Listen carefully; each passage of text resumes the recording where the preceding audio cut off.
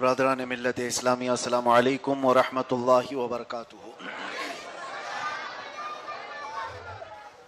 الحمد للہ الحنان المنان الذي خلق الانسان وعلمه البيان، والصلاة والسلام على رسوله سید الانس والجان وعلى آلہ واصحابہ ذوی الخیر والاحسان، اما بعد فاعوذ باللہ من الشیطان الرجیم، بسم اللہ الرحمن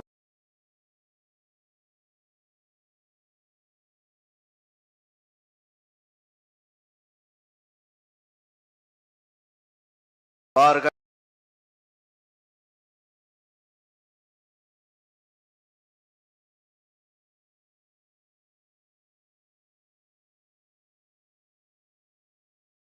وبارک وسلم صلاۃ دائمۃ سرمدا ابدا۔ سب سے پہلی چیز، مسجد میں حاضر ہونے کے بعد میں نے کچھ بدلا ہوا دیکھا، تو اس لیے آپ سے کہہ رہا ہوں کہ اس مسجد کی جیسی روحانیت ہے اس کو ویسی ہی برقرار رکھیں۔ ہم پرانے ہیں اور کوئی بہت زیادہ اس میں اونچا نیچا کرنے کی ضرورت نہیں ہے۔ جیسے پہلے سب ہم کو آمنے سامنے سنتے تھے، ویسے ہی آج بھی سنیں گے۔ ایسا نہیں ہے کہ بندہ 10 سال کے بعد اسپیشل ہو گیا۔ گھر کی مرغی دال برابر۔ ہم آج کی اس محفل کو موسوم کیے ہوئے ہیں ایک عشق و محبت کا امام، طریقت کا سنگم، شریعت اور طریقت کا سنگم، بلکہ علم کا ایک ایسا سمندر جس کا کنارہ نہیں ملتا، اور تقوی کا ایسا پہاڑ جس کی اونچائی نظر نہیں آتی۔ اس عظیم بارگاہ میں ہم آج خراج عقیدت پیش کرنے آئے ہیں، جس کو دنیا امام اہل سنت، مجدد دین و ملت، امام احمد رضا خان فاضل بریلوی کے نام سے جانتی ہے۔ میں شروعات اس بات سے کروں گا کہ اعلیٰ حضرت کو سمجھنے کے لیے پہلے اعلیٰ دماغ بھی چاہیے۔ سڑے ہوئے دماغ میں اعلیٰ حضرت نہیں آتے۔ اعلیٰ دماغ لے کر چلے تو پھر سمجھ میں بھی آئے، بلکہ ان کا پیر خانہ جہاں سے وہ بیعت ہوئے ہیں، مارہرہ مطہرہ، تو مارہرہ مطہرہ کے عظیم فرزند ہیں۔ اعلیٰ حضرت کی شان میں وہ یوں کہتے ہیں، قصر رضا، یعنی رضا کے محل کا مینارہ تو بہت بلند ہے، مینار قصر رضا تو بلند کافی ہے، تم اس کے پہلے ہی زینے پہ چڑھ کے دکھلا دو۔ ارے فتاوی رضویہ تو ایک کرامت ہے، ذرا حدائق بخشش ہی پڑھ کے دکھلا دو۔ بات سمجھ میں آئی؟ فتاوی رضویہ تو اعلیٰ حضرت کے علم کا ایک شاہکار ہے، 30 جلدوں میں ہے، اٹھاتے اٹھاتے کمر جھک جائے گی۔ اور حدائق بخشش اعلیٰ حضرت کی نعتیہ دیوان کا مجموعہ ہے، جس میں اعلیٰ حضرت نے ڈوب کر کے میرے آقا کی بارگاہ میں نعتیں لکھی۔ اس مجموعے کا نام کیا ہے؟ حدائق بخشش۔ سنیوں کو اتنا تو یاد رہے، بخشش کے باغیچے ہیں یہ حدائق بخشش۔ اکثر کا حال تو یہ ہے کہ اعلیٰ حضرت کی لکھی ہوئی شعر و شاعری بھی سمجھ میں نہیں آتی، اور وہ ان کے علم پر، ان کے کمال پر انگلی اٹھانے کی بات کرتے ہیں۔ صحیح طریقے سے اگر ان کی اردو ہی پڑھ لے، شارح بخاری علامہ شریف الحق امجدی علیہ رحمہ، بڑے پائے کے بزرگ گزرے ہیں، بخاری شریف کی جنہوں نے شرح لکھی ہے، فرماتے ہیں میرے نزدیک تو عالم وہ ہے جو اعلیٰ حضرت کی لکھی ہوئی کتابوں کے نام ہی پڑھ کے دکھاتے ہیں۔ کتابوں کے اندر جو موجود ہے وہ بعد کی بات ہے، جو اعلیٰ حضرت کی کتابوں کے نام ہے، جو نام لکھے ہیں نا اعلیٰ حضرت، وہ اکثر لوگوں کو پڑھنے میں نہیں آتا۔ اور آج ڈپلوما کر کے لوگ مناظرہ کرنے بیٹھ جاتے ہیں۔ اعلیٰ حضرت کے علوم تک پہنچنا ایک بہت بڑی بات ہے۔ میرے عزیزو، ایک ایک کتاب کا نام اگر آپ کو میں بتاؤں تو شاید عام لوگوں کو باؤنس چلے جائے، بلکہ علماء بھی اس سے قریب نہیں ہو پاتے، اس لیے کہ اعلیٰ حضرت کے کتاب لکھنے کے بعد نام رکھنے کا طریقہ یہ تھا کہ اس نام کے آپ عدد نکالیں گے تو جس سال میں وہ کتاب لکھی گئی ہے اسی سال کا عدد نکلے گا۔ آپ فتاوی رضویہ کو جانتے ہیں، فتاوی رضویہ اعلیٰ حضرت کی کتاب ہے، اس کا پورا نام ہے العطایا النبویہ فی الفتاوی الرضویہ. یہ پوری کتاب کہ جب آپ علم اعداد سے عدد نکالیں گے تو آپ کو سمجھ میں آ جائے گی کہ کس سال میں یہ لکھی ہوئی ہے. حدائق بخشش، اس کے آپ عدد نکال لیں تو آپ کو سمجھ میں آ جائے گا کہ کون سے سال میں لکھی ہوئی کتاب ہے. اعلیٰ حضرت کی کتاب رفع الریب اما نال المصطفیٰ من الغیب، اس کو الدولۃ المکیہ کہا جاتا ہے. یہ صرف 8 گھنٹے میں 200 پیج کی کتاب اعلیٰ حضرت نے لکھی ہے. یہ بھی مکہ مکرمہ میں جب حج کے لیے گئے تھے اعلیٰ حضرت تو کچھ لوگوں نے سوال کیا رسول اللہ کے علم غیب کے بارے میں کہ حضور اکرم صلی اللہ تعالیٰ علیہ وسلم کے علم غیب کے بارے میں آپ کیا دلیل دیتے ہیں. تو اعلیٰ حضرت نے تقریباً اس میں 200 دلیلیں لکھی ہیں اور اس کے بعد اخیر میں لکھتے ہیں فقیر سفر پہ تھا جتنا حاضر تھا اتنا لکھ دیا. اللہ اکبر. علم تفسیر کا حال یہ ہے کہ آپ بدایوں شریف حاضر تھے محب رسول بدایونی رحمت اللہ علیہ کے عرس میں، تو اعلیٰ حضرت تفسیر کرنے کے لیے کھڑے ہو گئے قرآن کی ایک سورہ کی وَالضُّحَىٰ وَاللَّيْلِ إِذَا سَجَىٰ مَا وَدَّعَكَ رَبُّكَ وَمَا قَلَىٰ. تو اس پر جب بیان شروع ہوا تو صبح کے 9 بجے سے لے کر دوپہر کے 3 بج گئے. 6 گھنٹے صرف وَالضُّحَىٰ کی تفسیر بیان کی اور اس کے بعد اخیر میں یہ کہتے ہیں کہ میں بریلی سے سفر کر کے تھکا ہوا آیا، اس سورے کی چند آیتوں کے 80 جز میں نے ابھی چھوڑ دیے جو 600 ورق پہ لکھے ہوئے ہیں. صرف ایک سورے کی علم تفسیر میں اللہ نے وہ مہارت تامہ عطا کی تھی. آپ کیا سمجھتے ہیں 5 سال میں جو قرآن پاک کا ناظرہ پڑھنے کے لیے بیٹھے تو استاد کو بتائے 8 سال کی عمر میں حضور کی میلاد پر 2.5 گھنٹے بیان کرنے والے امام احمد رضا ہیں 8 سال کی عمر میں، اور 13 سال 9 مہینے کی عمر ہوئی تھی کہ آپ مفتی بن گئے تھے اور فتویٰ نویسی شروع کر دیے تھے. 14 سال کی عمر میں تو لڑکے ابھی یہاں پر شعور بھی نہیں ہوتا، اکثر تو ان کو تو کپڑے پہننے کا سلیقہ نہیں آتا، اور اس وقت وہ اعلیٰ حضرت امت کے آنے والے سوالات کے جوابات لکھنے پر بیٹھ چکے تھے. 14 سال کی عمر کی بات کر رہا ہوں. 14 سال کی عمر سے لے کر پھر جب آپ نے قلم چلانا شروع کیا تو ان کے قلم کے شاہکار آج بھی موجود ہیں. میرے عزیزو، کچھ کہانیاں لوگ بیان کرتے ہیں وہ ایسے تھے یہ ایسے تھے، لیکن اعلیٰ حضرت کی کوئی چیز بیان جب ہم کرتے ہیں تو ان کے دلیل میں کتابیں بھی موجود ہیں. ان کے علم کو دیکھنا ہو تو صرف ہم کرامتیں نہیں بیان کر رہے ہیں بلکہ کتابیں تمہارے سامنے موجود ہیں.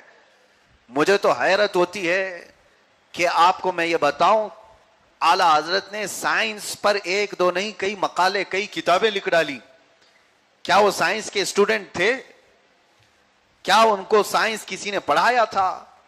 اور سائنس یہ 6ٹھی 7ویں 8ویں 9ویں کا سائنس نہیں. جو سائنس پر آپ نے اپنی تحقیقات لکھی ہے اس پر تبصرہ کرنے والا کوئی عام شخص نہیں ہے، کوئی عام شخص نہیں. پاکستان کے میزائل مین ڈاکٹر عبد القدیر خان، جس طرح سے ہمارے ہاں میزائل مین اے پی جے عبد الکلام، اس طرح سے ان کے نیوکلیئر کا سب سے پہلے پاور دینے والے اس ملک کو ڈاکٹر عبد القدیر خان نے اعلیٰ حضرت پر پورا مقالہ لکھا اور کہا ان کی سائنسی بصیرت کو دیکھ کر کے مجھے حیرت ہوتی ہے. ایک میزائل مین، ایک نیوکلیئر کو وجود میں لانے والا اتنا بڑا سائنٹسٹ کہتا ہے کہ امام احمد رضا خان کی سائنسی بصیرت کو دیکھ کر مجھے حیرت ہوتی ہے. دنیا یہی سوچتی ہے کہ مولانا کو کیا آتا ہوگا. اکثر مولانا لوگوں کے بارے میں خیال یہی رہتا ہے کہ مولانا لوگ ہیں ان کو کیا آتا ہے. مولانا، اسی لیے میں کہتا ہوں شیخ سعدی رحمت اللہ علیہ کی ایک بات ہمیشہ یاد آتی ہے، نادان دنیا والوں ہر مولانا کو اتنا نہ سمجھو، تمہارا پالا کسی اور مولانا سے پڑا ہوگا، کسی اور سے پڑا ہوگا. شیخ سعدی فرماتے ہیں ہر بیشا گما مبر کے خالیست شاید کے پلنگ خفتہ باشد. ہر جنگل کو خالی مت سمجھ لینا، کسی جنگل میں شیر سویا ہوتا ہے. ہر کسی کو ہلکا مت سمجھ لینا. اسی طرح سے علی گڑھ مسلم یونیورسٹی کے ایک پروفیسر تھے جو میتھمیٹکس کے بڑے ماہر، وہ کسی مسئلے میں پھنسے ہوئے تھے. ان کو ایک میتھس کا فنڈا سمجھ میں نہیں آ رہا تھا، جس کے لیے انہوں نے کئی سال بتا دیے اور اب وہ جرمنی یا آکسفورڈ لندن جانے کا ارادہ کر چکے. اسی مسلم یونیورسٹی میں اعلیٰ حضرت کے ایک شاگرد سلیمان اشرف بہاری رحمت اللہ تعالی علیہ وہ بھی موجود تھے. انہوں نے جب دیکھا پروفیسر بہت ہی کھلبلائے ہوئے ہیں اور پریشان ہیں. پوچھا کس مسئلے میں؟ یہ مسئلہ ہے میں سفر پر جانے والا ہوں, لمبا سفر. تو سید سلیمان اشرف بہاری یہ جانتے تھے اعلیٰ حضرت کے میتھس کو. انہوں نے اپنے کلیگ جو تھے پروفیسر, ان سے کہا کہ صاحب اتنا لمبا سفر کیوں کریں گے, بریلی چلتے ہیں مولانا احمد رضا خان صاحب کے پاس, وہ آپ کے اس مسئلے کی پیچیدگی کو شاید حل کر دیں. وہ کہاں مار کر کے ہنسنے لگے پروفیسر. کہا کہ کیا سمجھتے ہیں آپ, یہ میتھمیٹکس مولانا لوگوں کا کام ہے, یا مولانا لوگوں سے حل ہوگا؟ عام سوچ لوگوں کی ابھی بھی ایسی ہوتی ہے. تو سید سلیمان اشرف نے کہا وہ اور مولانا ہیں, آپ چل کر تو دیکھ لیجئے.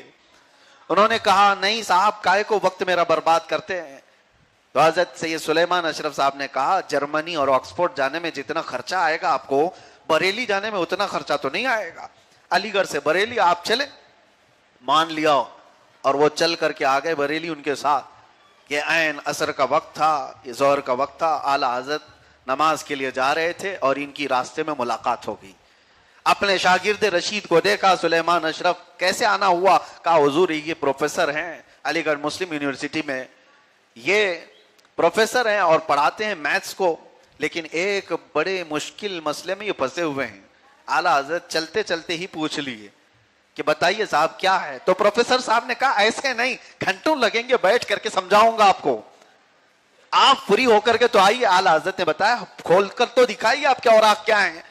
انہوں نے جو ذائچہ بنایا تھا یا جو حساب لکھا ہوا تھا, کہا اس میں پریشان ہوں, ادھر سے کریں تو یہ ہٹ جاتا ہے, ادھر سے کریں تو یہ ہٹ جاتا ہے. اعلیٰ حضرت نے چلتے چلتے 2-4 انگلیاں رکھی, کہا اس کو ادھر سے, اس کو ادھر سے, اس کو ادھر سے, یوں حل کریں گے تو شاید حل ہو جائے. ابھی اذان ہو چکی, نماز پڑھ کر کے ہم آئیں گے پھر بیٹھتے ہیں. اعلیٰ حضرت اتنا کہہ کر کے مسجد چلے گئے. پروفیسر صاحب کہتے ہیں اعلیٰ حضرت نے جو انگلیاں رکھی تھی میں دیکھتے دیکھتے کھڑا رہا, ادھر ان کی نماز ہوئی, میرا مسئلہ حل ہو چکا تھا. جہاں اشارے پائے میں نے اعلیٰ حضرت کے مسئلہ حل ہو چکا تھا. جب آئے اعلیٰ حضرت تو مسکراتے ہوئے پوچھا پروفیسر صاحب گھنٹوں کہاں, منٹوں میں تو حل ہو چکا آپ کا. یہ صدقہ ہے رسول اللہ کے عشق محبت کا. میرے عزیزوں بات ایک دو نہیں, میں مثالیں تھوڑی جلدی جلدی آپ کو عرض کر دوں, تھوڑی سی چیزیں ہیں, ایک دو نہیں. کئی لوگوں نے اعلیٰ حضرت کے عبقریت کو تسلیم کیا اور وہ اش اش کر کے چلے گئے. اور حیرت میں پروفیسر صاحب نے ایک سوال کر ہی ڈالا, کہا مولانا جس کو میں حل کرنے کے لیے جرمنی اور آکسفورڈ جا رہا تھا آپ نے اشاروں میں حل کر دیا, ذرا بتاؤ تو صحیح آپ کا استاد ہے کون ہے؟ آپ کہاں سے اتنے میتھس میں ماہر بنے, اتنا کیسا آپ کو مہارت آئی؟ اعلیٰ حضرت کہتے ہیں میں اپنے باپ مولانا نقی علی خان صاحب سے جمع, نفی, ضرب اور تقسیم 4 ہی حساب سیکھا تھا, باقی جو کچھ ملا ہے یہ رسول اللہ کے قدموں کی نوکری کی برکت ہے. یہ اس دربار کے نوکری کی برکت ہے, جو ان کا ہو گیا اللہ ساری کائنات اس کے قدموں میں رکھ دیتا ہے. میرے عزیزوں یہ ایک دو باتیں نہیں ہیں, ایسی بے شمار چیزیں ہیں. اعلیٰ حضرت نے جب فقہ میں قلم اٹھایا ہے تو ایسے ایسے پیچیدہ مسئلوں کا حل کیا, حیرت ہوتی ہے. اب ہم مصر جا کر کے دیکھتے ہیں, مصر کے علماء بھی اس بات کے معترف ہیں. کئی علوم ایسے ہیں جس کے فاؤنڈر اعلیٰ حضرت ہیں. آپ نے ایک کتاب لکھی ہے کشف العلہ عن سمت القبلہ. یہ کتاب, یہ علم ہی ایسا ہے کہ جس کے جاننے والے آج ہندوستان میں شاید انگلیوں پر گنے جا سکتے ہیں. چند ہی لوگ بچے ہوں گے جو قبلہ پہچاننے کا علم, اس میں زمین کا طول البلد, عرض البلد, ستاروں کی کیفیت, سب کچھ دیکھ کر کے پھر یہ حل کیا جاتا ہے, ذائچہ نکالا جاتا ہے, حساب ہوتا ہے. ایک بڑا کٹھن علم ہے, اس کے جانکار بھی بہت کم رہ گئے, بہت کم رہ گئے. اعلیٰ حضرت نے یہ کتاب جو لکھی, کافی موٹی کتاب ہے, اور اس میں 10 قاعدے آپ نے خود ایجاد کیے, 10 فارمولے آپ نے خود ایجاد کیے. کہا کوئی بھی بندہ زمین کے کسی بھی حصے پہ کھڑا ہو, کسی بھی حصے پہ کھڑا ہو, آپ نے ایک فارمولا دیا ہے, وہ کھڑا ہے تو یہ چیز دیکھ لے, زمین کا, آسمان کا, تاروں کا, جو کچھ بھی آپ نے حساب بتایا, اور اس قاعدے کے حساب سے جس طرف وہ منہ کرے گا حجابات ہٹا دیے جائیں تو کعبہ عین اس کی ناک کے سامنے ہوگا. آپ کا یہ ایسا میرے عزیز و اعلیٰ حضرت کا چیلنج ہے جو عام آدمی کر ہی نہیں سکتا. قبلہ پہچاننے کے لیے آج آپ کو کیا لگتا ہے؟ آپ سیدھے کمپاس نکالے، موبائل کا تو اب زمانہ ہے، پہلے 1 میٹر آتا تھا، وہ کاٹا دکھاتا تھا تو قبلے ادھر ہی ہو جاتے سب کے. تو آج کے دور میں تو قبلے مشینوں کے تابع ہے. موبائل کو ہم رکھ دیتے ہیں اور دکھا دیا. ایسا اسلام مشینوں پر نہیں چلتا. اگر یہ دھوکہ دے دیا تو تمہارا قبلہ ہی بدل گیا، اس کی بیٹری چلی گئی، یا کچھ نیٹ ورک پرابلم ہوا، یا کوئی بھی چیز ہو سکتی ہے، گلیچ آیا، اور جو چیز اس کو بتانا تھا اس کی بجائے دوسری سمت بتا دیا. آپ کو تو اس کے اوپر یقین کر کے چل رہے ہو. اسلام کے اندر اصول ایسے بنائے ہوئے ہیں، مشین نہ بھی ہو تو ایسے قاعدے بنائے ہوئے ہیں. دنیا کے قبلہ پہچاننے کی ساری مشینیں بھی فنا ہو جائیں تب بھی علماء کے پاس وہ قاعدے موجود ہیں. صحرا میں کھڑے ہو کر کے یا کسی بھی جگہ پر کھڑے ہو کر اس قاعدے کے مطابق وہ قبلہ بتا سکتے ہیں کہ اس سمت ہو سکتا ہے. اوقات آج کیسے پتا چلتے ہیں آپ کو؟ نماز کے اوقات سیدھے موبائل اٹھائے اور اوقات الصلاۃ ایپ ہے، اس میں دیکھ لیا فجر اتنے بجے، ظہر اتنے بجے، عصر اتنے بجے، مغرب عشاء کا یہ ٹائم ہے. ہم تو سب اس پر ڈیپینڈ ہو چکے ہیں، مشینوں کے دور کے لوگ ہیں. لیکن وہ لوگ اصول جاننے والے لوگ تھے. میرے عزیزوں، یہ جو تقویمیں آپ دیکھتے ہیں نا مسجدوں میں لگی ہوئی ہوتی ہیں، اب تو لوگ اس کو دیکھنا بھی چھوڑ دیے کیونکہ موبائل خود کے پاس ہے تو کیا تقویم دیکھیں گے. یہ تقویم جو ہوتی ہے اگلے 50 سال تک بتا سکتے ہیں ہم کہ سورج کس دن نکلے گا، کتنے بجے اور کتنے بجے ڈوبے گا. 5 جنوری فار ایگزامپل، 10 جنوری اتنے بجے نکلے گا اور اتنے بجے ڈوبے گا. تقویم بنانے کا علم ہوتا ہے، یہ علم حیت اور علم توقیت. اس کے اعلی حضرت اتنے بڑے ماہر تھے کہ آپ اس کو یوں ہی بیٹھے بیٹھے نکال کر کے دے دیا کرتے. کوئی بھی شہر کا آدمی آئے اور کہے ہمارا یہ شہر ہے، یہاں کے اوقات ہمیں بتا دیجئے، اعلی حضرت اس کے وہاں کے اوقات اگلے 50 سال کے بھی، یعنی 1 سال کا بنا کر کے دے دیا تو وہ زندگی بھر اس کے لیے کام آ گئے. سورج کے اوقات متعین ہیں سال بھر کے. امام احمد رضا خان فاضل بریلوی رحمۃ اللہ تعالی علیہ کس علم میں ماہر تھے؟ علم نجوم کے ایسے ماہر. علم نجوم کس کو کہتے ہیں؟ ستاروں کا علم ہے. ستارے دیکھ کر کے پہلے لوگ بھوشمانی جو کرتے تھے آج بھی ہیں. آج بھی صبح صبح اٹھ کر کے کچھ لوگ راشی دیکھنے پر مصروف رہتے ہیں. ارے اس کا راشی کیا ہے؟ راشی، اور باباؤں کے چکر لگا رہے ہوتے ہیں، اور بابا بولتا ہے تیرا شنی منگل میں بیٹھا ہوا ہے اور وہاں سے تجھے دیکھ رہا ہے، اور ابھی یہ محل ہے وہ یہ جو چیزیں ہوتی ہیں شنی روی سوم، یہ ساری چیزیں جو بنائی گئی میرے عزیزوں ستاروں کے یا برج کے نام ہیں. 12 برجوں کے نام، پھر ستارے، پھر چاند کس محل میں جاتا ہے، یہ سارا ایک علم ہے. باؤنس جا رہا ہوگا تو سمجھ لینا تھوڑی دیر کے لیے. علم نجوم، علم نجوم پر یقین کرنا حرام ہے، اٹکل پچھو مارے جاتے ہیں اس میں. لیکن کچھ باتیں قریب حد تک بتا دی جاتی ہیں. پہلے کے جو نجومی ہوتے تھے وہ اتنی آتھینٹک چیزیں بتا دیتے تھے کہ آدمی پاگل ہو جائے. تیرے گھر میں لڑکا پیدا ہوگا، ایسا ہوگا ویسا ہوگا، ساری چیزیں نجومی بتاتے تھے. بادشاہ لوگ تو ایسے نجومیوں کو پالتے تھے. آج کے نجومی یہ تو کچھ نہیں، یہ لکڑ بگے، ان کے پاس کچھ بچا نہیں ہے. بس جو فضلہ پہلے والوں کا بچا تھا وہی کھاتے ہیں، باقی یہ ماہر نہیں. آج کے لوگ بھی، پہلے کے نجومی بڑے ماہر تھے. بارش کے اوقات ان کو معلوم ہوتے، کس جگہ پر دھوپ ہو رہی ہے یا چھاؤں ہونے والی ہے، ٹھنڈی کتنے دن ہونے والی، علم نجوم سے بتا دیا جاتا تھا کہ یہ چیزیں ہونے والی. ایک مولانا صاحب آئے تھے جو علم نجوم میں ماہر تھے، اعلی حضرت کے پاس آئے. اعلی حضرت ایسی تفریح کرتے ہوئے مذاقاً ان سے پوچھتے ہیں مولانا بتائیے تو صحیح بریلی میں بارش کب ہونے والی ہے؟ کہا کہ سچ پوچھ رہے ہیں آپ؟ کہا ہاں بتا دیجئے کب ہونے والی ہے. انہوں نے فوراً قلم کاپی نکالی اور اپنے علم نجوم کے ذریعے سے ادھر سے ادھر لگانا شروع کیا. پھر نتیجہ جو نکلا، رزلٹ آیا تو کہا اگلے 2 ہفتے تک تو بارش نظر نہیں آتی، آسمان بالکل سوکھا رہے گا اگلے 2 ہفتے تک.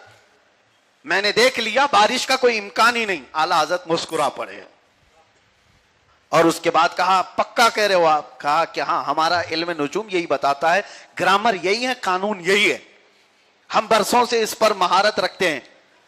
تو اعلیٰ حضرت کے ہاں گھڑی لگی ہوئی تھی، آپ نے کہا کتنے بج رہے ہیں؟ کہا 9 بج رہے ہیں. کہا 11 بجنے میں ابھی کتنا وقت باقی ہے؟ آپ بھی بتا سکتے ہیں نا, 9 بج رہے ہیں تو 11 بجنے میں کتنا وقت ہے؟ کتنا وقت؟ 2 گھنٹے. مولانا نے بھی یہی کہا کہ ابھی 2 گھنٹے ہیں. اعلیٰ حضرت نے کہا کیا 2 گھنٹے سے پہلے 11 نہیں بج سکتے؟ وہ بھی ہنس پڑے کہ حضور کیسی بات کر رہے ہیں آپ, 2 گھنٹے سے پہلے 11 کیسے بجیں گے؟ یہ 9 بج رہے ہیں, ابھی 11 بجنے کے لیے 2 گھنٹے لگیں گے. اعلیٰ حضرت نے کہا 2 گھنٹے سے پہلے 11 نہیں بجیں گے, میں بجاتا ہوں. گھڑی اٹھا لی, پیچھے سے اس کے گھما کر کے آپ نے 11 بجا دیا. جو کاٹے تھے, جو سوئیاں تھی, اس کو گھمایا اور 11 پر لا کر کے دیا. اعلیٰ حضرت نے کہا آپ تو کہہ رہے تھے 2 گھنٹے لگیں گے, یہ دیکھیے 11 بج گئے. اس کو تو آپ کو مذاق لگ رہا ہے نا. مولانا کہنے لگے جو علم نجوم میں ماہر تھے, کہا واہ حضور کیا کہنا, ایسے تو کوئی بھی بجا سکتا ہے سوئیاں گھما کر کے.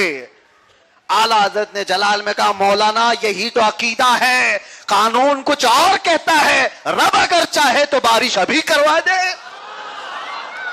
قانون تمہارا کہتا ہے 2 ہفتے تک بارش نہیں ہوگی, لیکن اگر رب چاہے تو 2 ہفتے کیا, 1 ہفتہ کیا, 1 دن کیا, اگر میرا رب چاہے آج ہی بارش ہو جائے. اعلیٰ حضرت نے اتنے جلال میں کہا تھا کہ مولانا فرماتے ہیں کہ میں اعلیٰ حضرت کی خانقاہ سے اٹھا باہر آیا, دیکھا بریلی میں جھما جھم بارش شروع ہو چکی تھی, ابر چھا چکے تھے اور بارش شروع ہو چکی تھی. گفتہ خدا بوت گرچہ حلقوں میں عبداللہ بوت فارسی میں کہا گیا ہے, کچھ بندے ایسے ہوتے ہیں ان کا کہا اللہ کا کہا ہوتا ہے, وہ جو کہتے ہیں اللہ اس کو پورا کر دیتا ہے. عزیزان گرامی وقار, یہ توکل اور یقین کا اعلیٰ درجہ تھا. تمہارا قانون کچھ اور کہتا ہے. ہاں بچے پیدا ہونے کے لیے 9 مہینے ہی لگیں گے, قانون ہے, اسباب اس طرح بنائے گئے ہیں, لیکن رب اگر چاہے, اللہ اگر چاہے تو 9 مہینے کیا, صبح حمل ہو اور شام میں بچہ ہو. اور ہوا. اس سے یہ ایسے نہیں ہے کہ کہہ دیا گیا ہے. آدم علیہ السلام کے ہاں جو اولاد ہوا کرتی تھی, ان کے حمل کے دن 9 مہینے نہیں ہوتے تھے, 9 مہینے نہیں. حضرت عیسیٰ علیہ السلام کی ولادت دیکھیں. دنیا کا قانون تو یہ ہے کہ بچہ پیدا ہونے کے لیے باپ اور ماں کا ملنا ضروری ہے, لیکن رب اگر چاہے تو بغیر باپ کے بھی صرف مریم سے عیسیٰ کو پیدا کرتا ہے.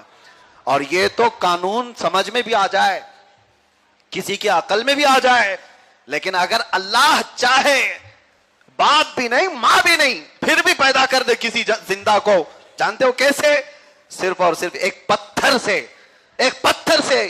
حضرت صالح علیہ السلام نے عرض کیا اللہ کی بارگاہ میں کہ مولا میری اس امت کو کوئی ایسی چیز دکھا دے کہ تیری قدرت پر انہیں یقین ہو. آپ کو حکم ہوا کہ اس پتھر پر ہاتھ رکھیں. ایک پہاڑ کے پتھر پر آپ نے ہاتھ رکھا تو اس سے ایک اونٹنی کا بچہ پیدا ہوا. تاریخ آپ کو پتا ہے, جس اونٹنی کا ذکر قرآن پاک میں بھی آیا ہے, قرآن پاک میں بھی آیا, اللہ اگر چاہے تو کسی ایسی چیز سے پیدا کر دے. بہرحال اعلیٰ حضرت نے یہ توکل اور یقین سکھایا تھا. علم آپ اس میں بڑے ماہر تھے, اور کئی ایسی چیزیں میرے عزیزوں جہاں تک ہمارا دماغ بھی نہیں جاتا, عقل بھی کام نہیں کرتی. آپ ان کے جو علوم ہیں ایک ایک کر کے میں بیان کروں تو بہت طویل وقت ہو جائے. صرف آپ جو سمجھ پاتے ہیں اعلیٰ حضرت کے ان علوم کی مہارت کی وجہ کیا ہے اس کی طرف میں لے آنا چاہتا ہوں. ہم غور و فکر کر کے دیکھتے ہیں, کوئی پڑھ لکھ کر کے بھی آدمی اتنی ساری چیزیں نہیں کر پاتا. آپ کتنے علم میں ماہر ہو سکتے ہیں؟ سائنس کا اسٹوڈنٹ پورا سائنس میں اپنا دماغ کھپا چکا ہے, اس کو پھر دوسرے چیزوں میں دماغ لگانے کی وہ نہیں. اب انجینئر سے کہیں کہ تو آپریشن بھی کر دے تو کہے گا میری فیلڈ نہیں. ڈاکٹر سے کہیں کہ تو گھر بنا دے یا پلان دے دے تو کہے گا میری فیلڈ نہیں. حالانکہ انجینئر اور ڈاکٹر دونوں سائنس سے ہی نکلے ہوئے ہیں. ہوتا یہی ہے نا, انجینئر بھی سائنس کی شروعات میں ہی آیا, اور بس یہ ہے کہ وہ بایولوجیکل ہو گیا اور یہ اسٹیٹ میں چلا گیا, جیسے بھی اس کی فیلڈ چینج ہوئی. پھر اس کے بعد کمپیوٹر سائنس کیا ہوا, وہ الگ سائنس والا ہے, وہ بھی انجینئر کہلاتا ہے. لیکن کمپیوٹر سائنس کیا ہوا انجینئر, اس سے کہہ دو گھر کا پلان دے دے, وہ بھی نہیں. وہ کہتا ہے نہیں میں آئی ٹی فیلڈ والا ہوں, مجھ سے پوچھو کمپیوٹر کی چیزیں یہ نہیں. اچھا کمپیوٹر کے معاملات میں اور ایک انجینئر ملتا ہے, میکینیکل انجینئر ہے, اس سے پوچھو تو پھر وہ اپنی فیلڈ کے باہر نہیں ہے. میں یہ بتانا چاہ رہا ہوں کہ ایک علم میں جب کوئی بندہ ماہر ہوتا ہے, یہ ڈگریاں ماہر بنانے کے لیے تو ہیں. آپ جو گریجویشن کر رہے ہیں یہ ایک فیلڈ میں ماہر بننے کی, لیکن ہم نے دنیا میں دیکھا جو جس فیلڈ میں ہے وہ دوسرے کو ٹچ ہی نہیں کر رہا. ڈاکٹرز کی بھی فیلڈ اب بدل گئی ہیں. پہلے کے تھے جو فزیشین جو سب چیک کر لیتے تھے, تمہارا آنکھ بھی, کان بھی, ناک بھی, پیٹ بھی, گھٹنا بھی, سر بھی, سب کر لیتے تھے. اب ایسا نہیں, سب کے ڈاکٹر الگ ہیں, سب الگ ہیں.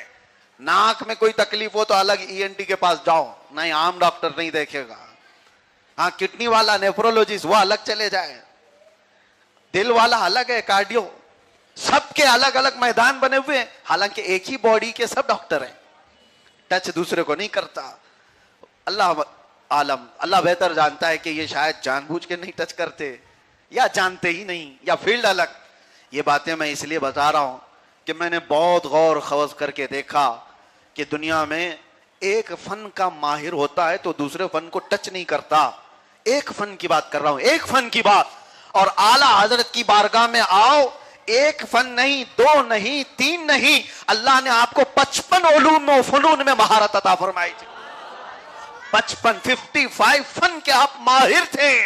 سائنس میں پوچھو تو بے دھڑک, جغرافی کے بارے میں پوچھو تو بے دھڑک, فزکس میں پوچھو تو رسالہ لکھ دیا, اور میتھس میں پوچھو تو آپ کی کتاب موجود ہے, علم جفر میں پوچھو کتاب موجود ہے, حیت و توقید میں پوچھو کتاب موجود ہے, بلاغت میں, عروض میں, فلسفہ میں, منطق میں, جس میں پوچھو کتاب موجود ہے. ارے الجبرا جس سے پریشان رہتے ہیں نوجوان, اس پر اعلیٰ حضرت کی لکھی ہوئی کتابیں ہیں. کیمسٹری پر آپ نے فارمولے دیے ہوئے ہیں. کون کون سے علوم, کیمسٹری والا کیسے سائنس میں آیا, سائنس والا فلاں میں کیسے گیا. میرے عزیزو, یہاں پر آپ کو سمجھنے کے لیے دماغ چکرا جاتا ہے. اسی لیے سب سے پہلے ہی میں نے ایک جملہ کہا, اعلیٰ حضرت کو سمجھنے کے لیے کیا چاہیے؟ اعلیٰ دماغ چاہیے. اعلیٰ دماغ ہو تو تھوڑی بہت باتیں تو سمجھ میں آ جائیں گی, باقی تو اور بھی پہنچ جائے گا. ابھی میں کچھ اشعار پڑھتا ہوں, آپ جھوم تو جاتے ہیں اعلیٰ حضرت کے ہیں, اعلیٰ حضرت کے ہیں, لیکن معنی ہی نہیں معلوم ہے, سمجھ میں بھی نہیں آتی بہت ساری چیزیں ہیں. کیا آپ نے جو الفاظ میں بارگاہ مصطفیٰ صلی اللہ علیہ وسلم میں مدح سرائی کی ہے, وہ الفاظ دے کے ایک ہی نعت اگر میں آپ کو بتاؤں, ایک ایک شعر میں آپ نے الفاظ کا ذخیرہ بھر دیا ہے.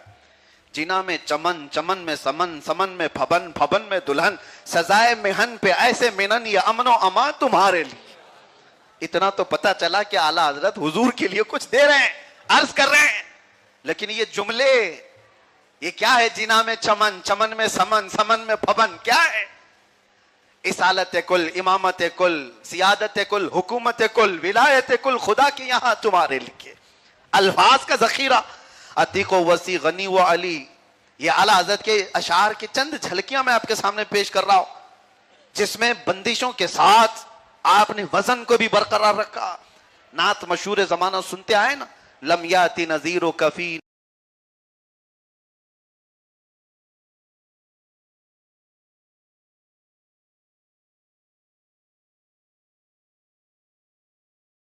زبان میں لکھی ہوئی نعت نہیں ہے یہ, لم یاتی نذیر کا, یہ اتنا جو لفظ ہے عربی میں, اس کے بعد فارسی میں, اس کے بعد آدھا مصرع بھوجپوری میں ہے اور آدھا مصرع اردو میں ہے.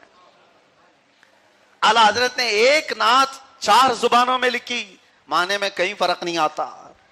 البحر علا والموج طغا, من بے کس و طوفاں ہوش ربا, منجھدار میں ہوں بگڑی ہے ہوا, موری نیا پار لگا جانا. معنی میں کہیں فرق نہیں آتا. ایک شعر میں اگر آپ کو سمجھاؤں, البحر علا والموج طغا. نعت سنتے بھی ہوں گے آپ, سنتے ہیں اور خوب مزے سے سبحان اللہ کہتے ہیں. اصل بات یہ ہے, عشق میں بولی ہوئی ہر بات سامنے والے کے دل پر اثر کرتی ہے. سمجھ میں آ نہیں رہا ہے تو بھی دل کو ہلا رہی ہے. البحر علا والموج طغا, عربی کا لفظ ہے. کہہ رہے ہیں سمندر بہت ہی طغیانی پر ہے اور موجیں بالکل اچھل کود کر رہی ہیں. البحر علا والموج طغا, موجیں سرکش ہو گئی, جو موجیں ہیں سمندر کی یہ سرکش ہو گئی. من بے کس و طوفان ہوش رباب. یہاں سے فارسی میں کہتے ہیں میں تو بیچارہ ہوں اور طوفان دیکھو تو ہر جگہ سے ہوش اڑانے والا.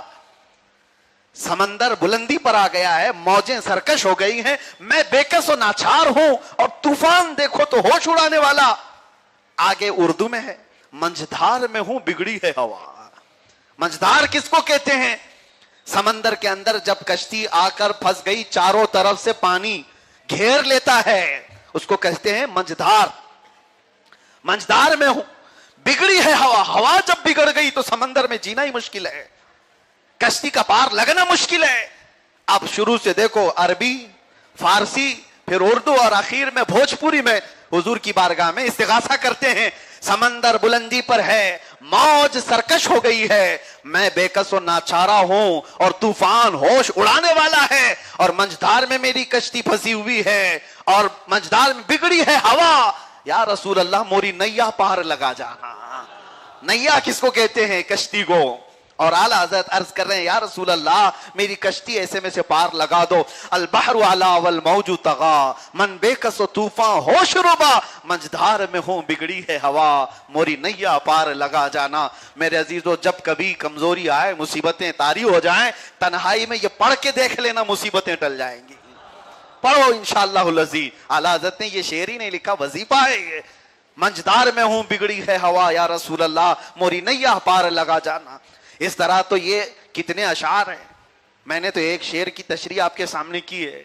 ایک مولانا محسن کاکوروی صاحب, وہ حضور کی بارگاہ میں معراج کا قصیدہ لکھ کر کے لائے تھے. معراج کا قصیدہ, اور اس میں انہوں نے گنگا جل, کاشی, متھرا سب کا ذکر کیا ہوا تھا. کیونکہ شاعر جو ہے کسی کی بھی استعارہ لیتا ہے, اشارے میں کہتا ہے. جیسے کہتے ہیں نا, نہ میں کی بات نہ پینے کی بات کرتے ہیں, ہم اہل دل ہیں مدینے کی بات کرتے ہیں. یہ میں کا مطلب کیا ہے؟ شراب ہے. اکثر شاعروں کے شعر و شاعری میں شراب کا ذکر ہوتا ہے, تو اس کا مطلب آپ یہ مت سمجھ لینا یہ شاعر وسکی کی بات کر رہا ہے, ووڈکا کی بات کر رہا ہے. میں جو ہے یہ شعر و شاعری کی زبان میں استعمال ہونے والا جام محبت ہے, جام محبت ہے. اسی لیے بے خود کیے دیتے ہیں انداز حجابانہ. اس میں بھی آپ دیکھیں گے کہیں ذکر آ جاتا ہے. اور سرکار مفتی اعظم ہند کے اشعار میں بھی آپ کو ملے گا, پیا ہے جام محبت جو آپ نے نوری, ہمیشہ اس کا رہے گا خمار آنکھوں میں ہے. پیا ہے جام محبت, جام بھی اکثر شراب کو بولتے ہیں. تو شاعر جو ہے کبھی استعارہ کرتے ہیں. تو میں جو بات کر رہا تھا, کاکوروی صاحب نے کاشی, متھرا, گنگا جل سب کا ذکر کر رہا تھا, اور معراج کا واقعہ شعر و شاعری میں لکھ کر لائے تھے. یہ بھی اعلیٰ حضرت سے چیک کرانے آئے ہیں. کہا کہ حضور میں نے حضور کی بارگاہ میں کچھ اشعار لکھے معراج کے واقعے پر, آپ دیکھ لیں. اعلیٰ حضرت نے پہلے ایک دو شعر پڑھے. یہ بھی عصر کا وقت تھا. کہا کہ نماز کا وقت ہے میاں, نماز پڑھ لیں گے, پھر آ کر کے آپ کا دیکھتے ہیں. سنت پڑھی عصر کی اور فرض, سنت اور فرض کے بیچ میں جتنا وقت باقی تھا, اعلیٰ حضرت حضور کی شان میں اپنی زبان میں قصیدہ لکھنا شروع کر دیے, قصیدہ لکھنا شروع کر دیے. وقت لگا, عصر کی نماز ہوئی, آئے. کہا کہاں ہے کاکوروی صاحب جو قصیدہ لکھ کر لائے تھے معراج کا؟ آئے جلدی جلدی. انہوں نے وہ گنگا جل, کاشی, متھرا والا. تو اعلیٰ حضرت نے کہا صاحب آپ میرا سن لیجئے پہلے, آپ کا بعد میں دیکھتے ہیں. تو انہوں نے کہا جی حضور آپ سنائیے, آپ نے کب لکھا؟ کہا ابھی عصر کی سنت اور فرض کے بیچ میں. آپ نے مہمیز دیا, مجھے حوصلہ دیا, میں نے لکھ ڈالا. کہا آپ سنائیں. اعلیٰ حضرت جب سنانے لگے, اللہ اکبر, وہ قصیدہ معراج تو ایسا ہے, وہ سرور کشور رسالت جو عرش پر جلوہ گر ہوئے تھے, نئے نرالے طرب کے ساما عرب کے مہمان کے لیے تھے. ضیائیں کچھ عرش پر آئیں کہ ساری قندیلیں جھلملائیں, حضور خورشید کیا چمکتے, چراغ منہ اپنا دیکھتے تھے. وہی ہے اول, وہی ہے آخر, وہی ہے ظاہر, وہی ہے باطن, اسی کے جلوے اسی سے ملنے, اسی سے اس کی طرف گئے تھے. پورا قصیدہ معراج ایک شعر کا, دو شعر کا, چار شعر کا نہیں, ٹوٹل 170 شعر کا قصیدہ لکھا تھا. قصیدہ معراج اللہ نے کیسے وقت میں برکت دی ان کے. اس وقت میں تو سوچتے سوچتے جماعت کا وقت ہو جاتا ہے. ہاں امام کا حال تو یہ ہوتا ہے کہ پہلی رکعت میں کیا پڑھوں, دوسری رکعت میں کیا پڑھوں, اسی میں تو مؤذن اقامت بول دیتا ہے. اتنے ٹائم میں کچھ ہو نہیں پاتا. اور ایک امام احمد رضا خان ہے کہ 170 کے قریب اشعار بارگاہ مصطفیٰ میں لکھ دیا. اسی لیے میں کہتا ہوں میرے عزیزو، جو حضور کا ہوتا ہے وقت بھی اسی کا ہو جاتا ہے. وقت کسی کے لیے نہیں ٹھہرتا، وقت کسی کے لیے نہیں ٹھہرتا، لیکن وقت کی جان رسول اللہ ہیں، اور جو ان کو تھام لیا ہر وقت اسی کا ہے. صبح اسی کی ہے، دوپہر اسی کی ہے، شام اسی کی ہے، اور ہر زمانہ اس کا ہو جاتا ہے. اس زمانے میں اعلیٰ حضرت کا ذکر ایسے کر رہے ہیں 100 سال پہلے والے، 100 سال ہو گئے ان کے انتقال کو، لیکن ایسا کر رہے ہیں جیسے اپنے باپ داداؤں کا بھی نہیں کرتے. جو بھلائے جا چکے ہیں اکثر تو قبرستانوں میں گئے، ان کے تذکرے ختم ہو گئے، لیکن ایک عاشق صادق کا تذکرہ ایسا ہے کہ صرف ذکر کرو تو محفل میں گرمی آ جاتی ہے. عشق محبت، عشق محبت، یہ گرمی کا اثر آج بھی اللہ نے اس نام میں رکھا ہے. وجہ کیا ہے؟ اس لیے نہیں دیا جاتا یہ سب کمال کہ تم اونچی پگڑی والے ہو، اونچے خاندان والے ہو. یہ سب کمالات اس لیے نہیں دیے جاتے کہ تم فلاں کالج میں پڑھ کے آئے، فلاں مدرسے میں پڑھ کے آئے، فلاں باپ کے بیٹے ہو، اس لیے نہیں دیا جاتا. اس دنیا میں کمالات اگر کسی کو دیے جاتے ہیں تو رسول اللہ کے قدموں کی نوکری کی برکت سے دیے جاتے ہیں. جو عزت رسول پر پہرا دیتا ہے اللہ اس کی عزتیں بہت بلند کرتا ہے. جو ناموس رسالت پر پہرا دیا اللہ تعالیٰ نے اس کی عزت کو کبھی کم ہونے نہیں دیا. یہ ہم نے دیکھا ہے. آج بھی ایک قصیدہ آپ پڑھتے ہو، مولا یا صلی وسلم دائما ابدا، آگے علی حبیبی کا خیر الخلق کلہم، قصیدہ بردہ یہ پرسوں کا لکھا ہوا نہیں ہے، سال پہلے کا لکھا ہوا نہیں ہے، آج سے 800 سال پہلے کا لکھا ہوا ہے. شرف الدین بوصیری نے اس پورے قصیدے میں رسول اللہ کی ایسی مدح سرائی کی ہے، میرے آقا کی شان ایسے بیان کی، اور بھونکنے والے کتوں کا اس میں جواب دیا ہے، جس کی وجہ سے اللہ تعالیٰ نے ان کے قصیدے کو ایسا زندہ رکھا. آج بھی بچے بچے کی زبان پر موجود ہے، آج بھی موجود ہے. ایک تاریخ اٹھا کر کے آپ دیکھ لو، رسول اللہ صلی اللہ علیہ وسلم کی عزت کی پہرے داری جس نے بھی کی اللہ نے اس کو زندہ رکھا ہے، اس کو سلامت رکھا ہے. علامہ عبد الرحمن جامی کو لوگ ان کے اشعار سے جانتے ہیں، حالانکہ وہ علم نحو کے بڑے ماہر تھے، علم نحو کے بڑے ماہر، ان کی لکھی ہوئی اور بھی کتابیں ہیں. لیکن جب کبھی کوئی یہ پڑھے تنم فرسودہ جاں پاراز ہجراں یا رسول اللہ، دلم پشمردہ آواراز عصیاں یا رسول اللہ، فارسی میں لکھا ہوا کلام ہے لیکن عشق میں ڈوب کر لکھا گیا تھا، اس لیے اللہ نے وہ کلام کو بھی اور نام کو بھی زندہ رکھا ہے. بلغ العلا بکمالہ کشف الدجا بجمالہ حسنت جمیع صلو علیہ. ہاں یہ شیخ سعدی کا لکھا ہوا ہے، آج بھی محفوظ ہے، آج بھی محفوظ ہے. جس نے بارگاہ مصطفیٰ میں کچھ کہا اللہ اس کو محفوظ رکھتا ہے. ارے جاہل سے جاہل بچے کو بھی پوچھو، وہ کھڑا ہوگا، نیند میں بھی کھڑا ہوگا، ہاں میں سنی کی بات کر رہا ہوں، ہاں سنی کی بات کر رہا ہوں، سڑے ہوئے لوگوں کی نہیں. اس کو کہیں نیند میں بھی اٹھا کر پوچھو حضور کی بارگاہ میں کیا کہتا ہے، مصطفیٰ جان رحمت پہ آدھا پوچھ لو، اس کو آدھا پورا کر دے گا. شمع بزم ہدایت پہ یہ آگے کا سب اس کو پتا ہے. یہ اس لیے کہ بارگاہ مصطفیٰ میں مقبول سلام ہے.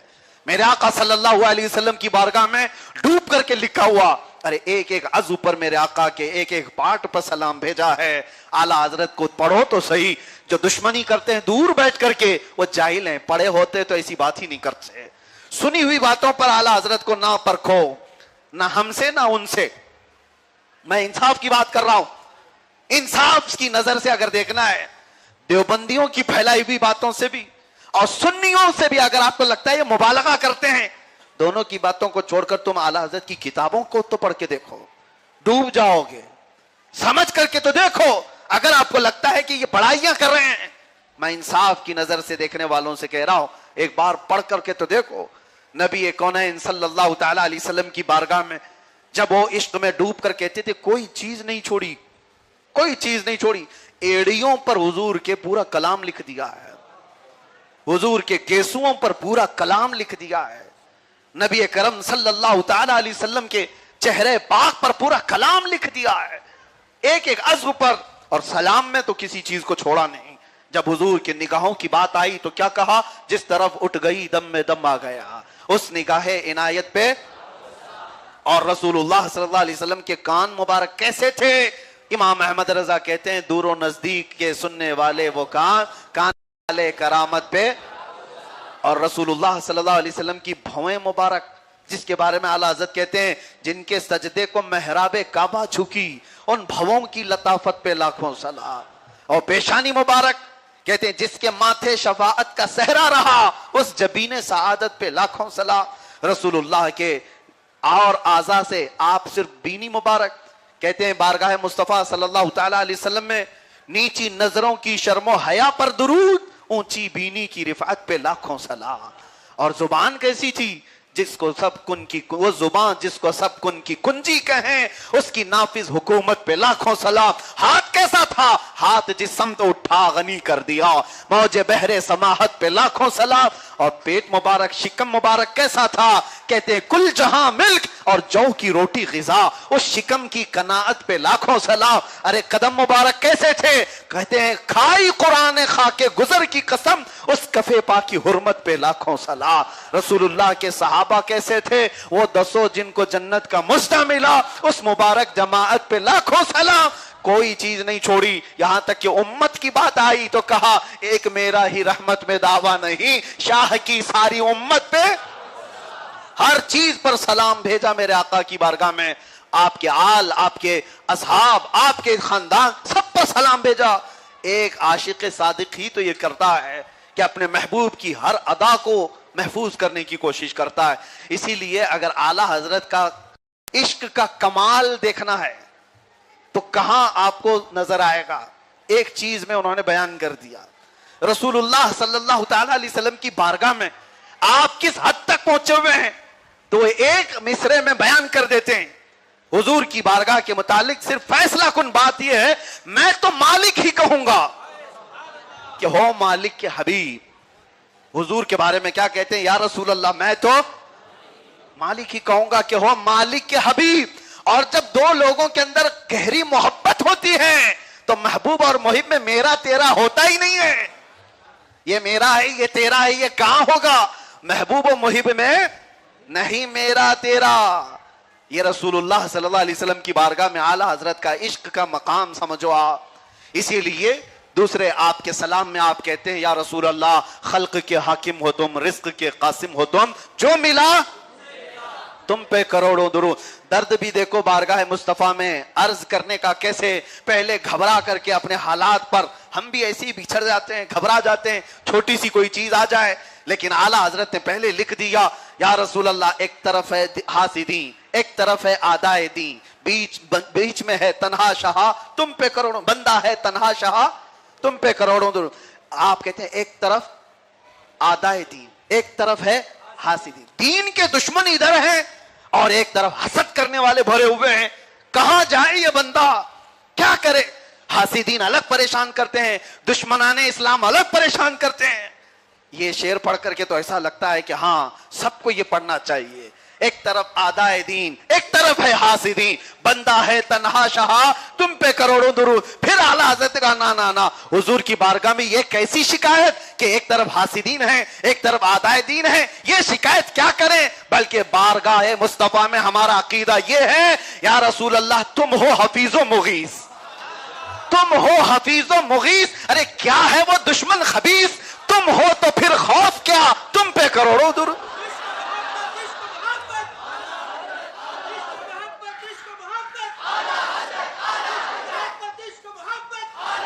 یا رسول اللہ تم ہو تو پھر خوف کیا، اگر حضور ہیں تو پھر خوف کیا. میرے عزیزوں چند جھلکیاں میں آپ کو بتاتا ہوں. بہت سارے لوگوں کو یہ لگتا ہے کہ یہ اعلیٰ حضرت کرتے جا رہے ہیں. اعلیٰ حضرت اس صدی کے یا پچھلی صدی کے نئے کسی مسلک کا نام نہیں ہے. یہ وہ مسلک ہے جو صدیق اکبر کا مسلک تھا. صدیق اکبر کے مسلک کی ترجمانی ہے، فاروق اعظم کے مسلک کی ترجمانی ہے، عثمان غنی کے پیکر حیا کی ترجمانی ہے، حیدر کرار کی بردباری اور ان کی شجاعت کی ترجمانی ہے. دیکھیں آپ اشعار میں ان کا مسلک جھلکتا ہوا نظر آئے گا. ایک آپ یہ کہتے ہیں بریلوی جو ہے یہ مانگتے ہیں، اور ایک کوڑی تو یہ بھی کہہ دیا رسول اللہ سے مانگنا حرام ہے. معاذ اللہ رب العالمین. کچھ کہا اور چلا بھی گیا. لیکن آؤ ایک عورت آتی ہے بارگاہ مصطفیٰ میں جس کا بیٹا گونگا ہے. زبان دینا کس کا کام ہے؟ زبان کون دیتا ہے؟ اللہ. لیکن ایک عورت حضور کے پاس آئی, یا رسول اللہ میرا بیٹا بولتا نہیں. اور حضور نے یہ نہیں کہا کہ یہاں کیوں آئی, شرک کرنے آئی, اللہ سے مانگنا چاہیے. نہیں, میرے آقا صلی اللہ علیہ وسلم نے اس کو قریب کیا, لاؤ تمہارے بیٹے کو. اور اس کے بعد نہ دوا, نہ پھونکنا, نہ دم کرنا, بلکہ براہ راست میرے آقا نے اس گونگے بچے سے پوچھا, من انا, اے بچے میں کون ہوں؟ وہ گونگا بول پڑا, انک محمد رسول اللہ, آپ اللہ کے رسول ہیں. ایک بات دلیل سنو, ایک صحابی ہیں, اندھے نابینا ہیں. اب مجھے بتاؤ آنکھ کون دیتا ہے؟ لیکن وہ صحابی بھی حضور کے پاس آئے, کہا یا رسول اللہ آنکھوں سے کچھ نظر نہیں آتا, مسجد آنا جانا مشکل ہو جائے, آپ کچھ کر دے میرے آنکھوں کے لیے. حضور نے یہ نہیں کہا کہ اللہ سے مانگنے کی بجائے یہاں کیوں آ گیا, بلکہ حضور نے دوا بتائی, جا مسجد میں اور میرا نام لے کر کے دعا کرنا. دعا آج بھی موجود ہے حدیثوں میں, کہ یوں کہنا, اے اللہ میں تجھ سے مانگتا ہوں تیرے نبی کے وسیلے سے, تیرے نبی کے ذریعے سے. وہ صحابی کہتے ہیں میں یہ دعا پڑھ کے باہر نکلا تھا, میری آنکھیں روشن ہو گئی تھی, ان کی آنکھیں روشن تھی. یہ بھی حدیثوں میں موجود ہے. وہ بھی پڑھتے ہیں جن کو بخاری پڑھنا آتا ہے یا نہیں آتا ہے. بے عشق مصطفیٰ پڑھتے ہیں جو بخاری آتا ہے, بخار ان کو آتی نہیں بخاری. یہ بھی پڑھ لیں کہ ایک عورت نے بچے کی زبان مانگی, ایک صحابی نے اپنی آنکھیں مانگی, اور رسول اللہ نے دونوں کو دیا. دونوں کو بھی کہا کہ ٹھیک ہے جو چیز. ایک صحابی ان کے بھائی پیٹ کے درد میں مبتلا تھے, ڈاکٹر کے پاس جانا چاہیے, لیکن وہ آئے حضور کی بارگاہ میں, کہا میرے بھائی کا پیٹ جو ہے بہت تکلیف میں ہے. حضور نے فرمایا شہد دے کر کے جاؤ چٹاؤ, اسکی اصلا, اس کو شہد چٹاؤ. شہد چٹائے تو جلاب شروع ہو گئے, پریشان ہو گئے کہ دوا ریئیکشن ہو گئی, ہم تو چھوڑ کے بھاگ دیں. دوسرے دن وہ آئے, کہا یا رسول اللہ پلانے شہد چٹانے سے اور زیادہ ہو گیا. حضور نے فرمایا پھر جاؤ شہد چٹاؤ. وہ صحابی پھر گئے, اپنے بھائی کو شہد چٹایا, آج اور زیادہ جلاب شروع ہو گئی, اور زیادہ کمزوری بھی آ گئی. وہ پھر آئے حضور کی بارگاہ میں, کہا یا رسول اللہ بڑھ گیا اور مرض بڑھ گیا. حضور نے جلال میں فرمایا تیرے بھائی کا پیٹ جھوٹا ہے, اللہ کا کلام سچا ہے, جاؤ پھر سے شہد چٹاؤ. تیسرے دن وہ آئے اور شہد چٹایا, ان کے بھائی کی بیماری جڑ سے ختم ہو چکی تھی. ان کے جیسا یقین بھی تو چاہیے. ایک بار میں نہیں ہوا, دو بار میں نہیں ہوا, تب بھی ان کا عقیدہ کیا تھا, ملے گا تو یہیں سے ملے گا. میں یہی کہنا چاہتا ہوں میرے عزیزو, ان کے پیٹ میں درد ہو تو رسول اللہ کے پاس, آنکھ نہ ہو تو رسول اللہ کے پاس, اور زبان نہ ہو تو رسول اللہ کے پاس. اس لیے کہ صحابہ ڈائریکٹ یہ نہیں کہہ رہے تھے کہ آپ ہی دینے والے ہیں, بلکہ ان کا عقیدہ وہی تھا جو امام احمد رضا نے ہمیں اپنے اشعار میں بتایا. صحابہ کا عقیدہ تھا دیتا اللہ ہی ہے, لیکن دروازہ رسول اللہ کا ہوتا ہے.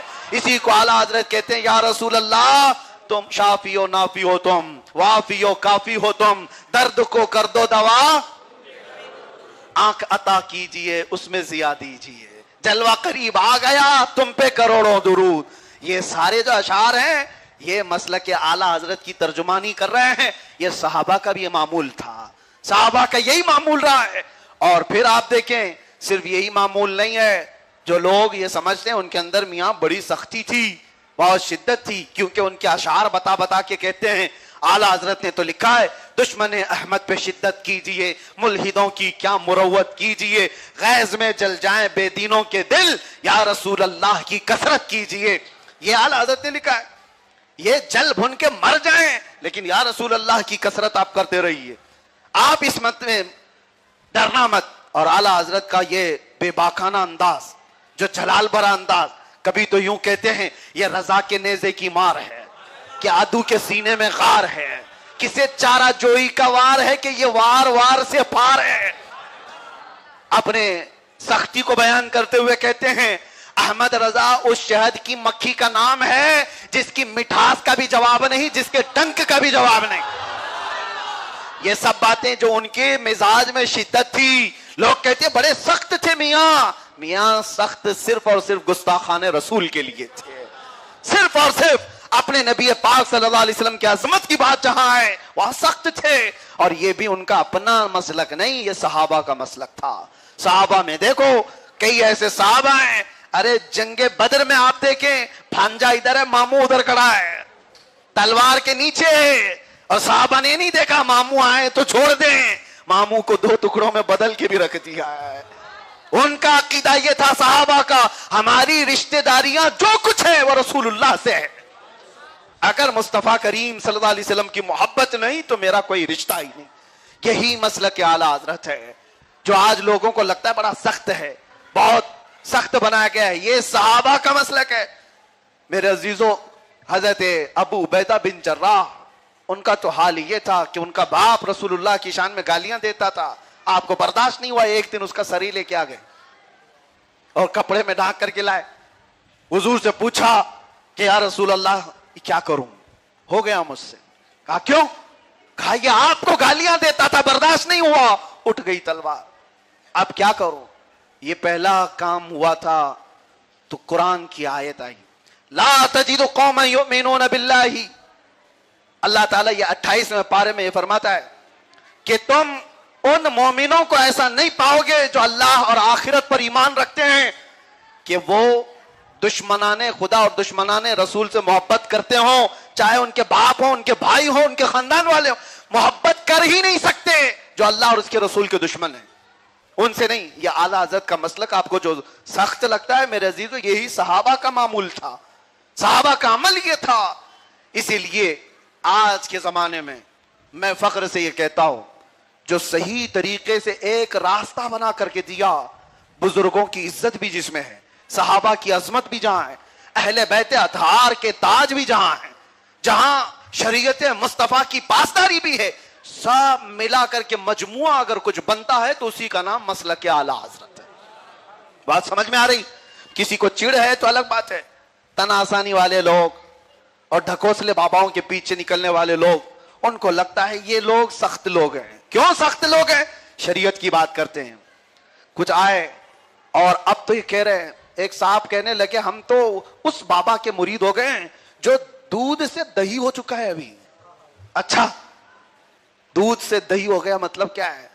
وہ کہتے ہیں کہ شریعت دودھ ہے اور اس کے بعد طریقت دہی ہے اور اس کے بعد معرفت مسکہ ہے اور گھی حقیقت ہے۔ وہاں تک پہنچنے میں، گھی تک پہنچنے میں، ہاں یہ مذاق نہیں کر رہا ہو، باباؤں سے جا کے دیکھو یہ سب ڈھکوسلے پھیلائے ہوئے اور مرید ہم سے کہہ رہا ہے ہمارے بابا دہی ہیں۔ اچھا ابھی دہی ہے، کھٹا دہی، اور پتہ نہیں کب سڑ کے اس میں کیڑے نکلے ہیں۔ میرے عزیزو، یہ ان لوگوں کو یہ سب راستے نظر آئے جو شریعت سے بغاوت چاہتے ہیں، طبیعت کی آسانی چاہتے ہیں، جن پر نمازیں بھاری ہیں، جن کو حلال و حرام پر عمل کرنا مشکل لگتا ہے، یہ وہ لوگ ہیں جو راستے بھٹکتے ہیں۔ ورنہ جو سچا عاشق رسول ہے، میرے نبی سے محبت کرتا ہے، مجھے بتاؤ پوری شریعت یا علماء کی لکھی ہوئی نہیں ہے، میرے نبی کے اداؤں پر لکھی ہوئی ہے۔ نماز ہم کیوں پڑھ رہے ہیں، کس طرح سے پڑھ رہے ہیں؟ اللہ کی ہے یہ عبادت، لیکن کس نے بتایا؟ پورا قرآن اٹھا کر دیکھ لو، اقیموا الصلاۃ وآتوا الزکاۃ ہی ہے، نماز قائم کرو، زکات دو۔ کیسے پڑھے نماز؟ یہ رسول اللہ کی اداؤں نے بتایا ہے کہ ہاتھ اٹھاؤ، تکبیر باندھو، رکوع کرو، سجدہ کرو، اتحیات میں بیٹھو، یہ پڑھو۔ یہ کس نے بتایا؟ یہ رسول اللہ نے بتایا۔ شریعت پوری رسول اللہ کی اداؤں کا نام ہے۔ جس کو رسول اللہ کی اداؤں سے نفرت ہے وہ شریعت سے نفرت کرتا ہے۔ جو چھوڑا، ارے اگر طریقت میں ایسا کوئی مقام آتا جس میں شریعت معاف ہو گئی ہے تو غوث اعظم سے بڑھ کر طریقت والا کون تھا؟ غریب نواز سے بڑھ کر کے طریقت والا کون تھا؟ ان بڑے اولیاء کاملین نے کبھی شریعت کی خلاف ورزی نہیں کی، ارے ایک نماز تک ترک ہونے نہیں دیا۔ اور آج کے یہ چھلے والے لوگ، بیڑی والے لوگ، گانجے والے لوگ، یہ کہتے ہیں شریعت سے پرے ہو گئے، بہت اوپر ہو گئے۔ یہ ان شیاطین کا میں ذکر کر رہا ہوں میرے عزیزوں۔ حیرت ہے، آج مجھے یہ بات بھی کہنا ضروری ہے نوجوانوں، آپ کو میں ایک تاریخی حقیقت بتا دیتا ہوں۔ سلطان صلاح الدین ایوبی، نام سنا ہے؟ نام سنا ہے آپ نے؟ ان کے زمانے میں ان کی فوج کو اور ان کو ہرانے کے لیے نئے نئے فتنے آئے تھے جو دنیا میں اس سے پہلے آئے ہی نہیں تھے۔ پورنوگرافی جو آج عام ہوئی ہے، ننگی تصویریں دیکھنا، یہ صلاح الدین ایوبی کی فوج میں لا کر ڈالا گیا تھا سب سے پہلے، کہ جب یہ پورنوگرافی کریں گے تو ان کی ایمانی طاقت کمزور ہو جائے اور ان پر ہم حملہ آور ہو کر کے قابض ہو جائیں۔ ایک فتنہ یہ ہے۔ ایک اور فتنہ تھا اس زمانے کا، حسن بن صبا، ایک درویش آدمی، बुजुर्ग बना हुआ, सूफी बना हुआ, खानका भी बनाया और उस पे 4 दीवारी में कुछ नौजवानों की तरबियत कैसे किया, कैसे होता है मैं आपको बताता हूं।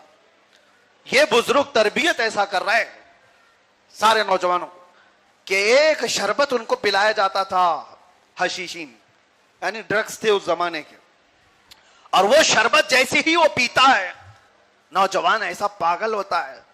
एक सड़े हुए पत्थर को दिखा करके उसको कहा जाता ये जन्नत का हसीन महल है, तो वो नौजवान उसकी तारीफ में लग जाता, कितना हसीन है, कितना खूबसूरत है, मुझे यहां से चमकी दिख रही, इधर से चांदी दिख रही, इधर से सोना दिख रहा है, बाकी का वो करने लगता। और गटर का पानी अगर उसको दिखाकर कहा जाए ये जन्नत की नहर है, तो वो ड्रग लिया हुआ नौजवान तारीफ करने लगता, अरे ये दूध से ज्यादा सफेद है, ये बर्फ से ज्यादा ठंडा है, यकीनन ये जन्नत की नहर है। उनको जन्नत बनाकर दिखाई गई थी उस खानका के अंदर, जबकि वहां कूड़ा कचरा के अलावा कुछ नहीं था, वो चर्सियों को रखने के लिए कुछ नहीं था, लेकिन उनका दिमाग देखता था जन्नत है पूरा। इसलिए कि दुनिया में ऐसे कुछ नशे की चीजें हैं जिसको इस्तेमाल करने के बाद मंजर बदल जाता है। मैं आपको बता रहा हूं, अभी करीब लाता हूं आप। यह करके उनको क्या किया जाता था, वो पागल हो जाते थे, अगर उनको ना दिया जाए तो उनके हाथ पांव कांपने लग जाए। और सजा के तौर पर किसी भी वो खानका के अंदर मौजूद नौजवानों को सजा देना हो तो बाउंड्री से बाहर कर दिया जाए, तड़प तड़प के वो नौजवान मर जाता था कि मुझे जन्नत में ले लो वापस, जन्नत में मुझे ले लो। उस पर शर्त रखी जाती थी, जन्नत में वापस आना है तो फलां का मर्डर करके आओ। टारगेट किलर होते थे वो। ऐसे नौजवानों को तैयार किया गया था। 4 मर्तबा खूनी हमला किया था सलाहुद्दीन अय्यूबी पर, इसी के खानका के बने हुए लोगों ने। वो ड्रग्स ऐसे लेते थे, नशा ऐसा, लेकिन उनको ये नहीं कहा गया था कि ड्रग्स है, ये नशा है, बस शरबत पिलाया जाता था। आज कुछ ऐसे ढकोसले हैं और आए हुए हैं जहां नौजवानों को इस तरह की चीजें पिला करके उनका माइंड पूरा प्रोग्रामिंग में ले लेते हैं, और नौजवान बेचारा ये सोचने में बेचारा रह जाता है। उसको लगता है नहीं, वहां जाने के बाद मुझे बहुत कुछ दिख रहा है।